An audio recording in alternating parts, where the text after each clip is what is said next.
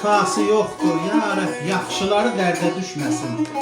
Kimin ki qəlbində yoxdur yamanlıq, yaman gündə yaman dərdə düşməsin.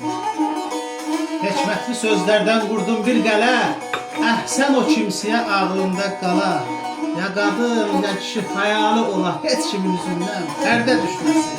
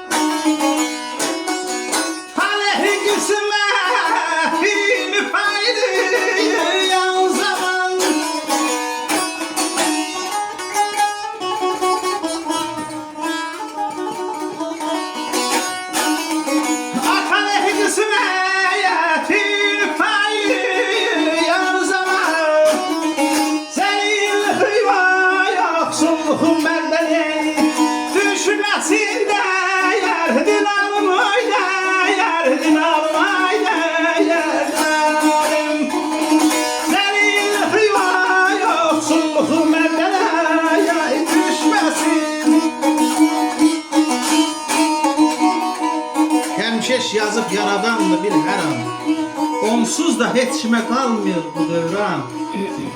Talih qismətini paylayan zaman zəlillik yoxsulluq mərdə düşməsin. Sağ ol.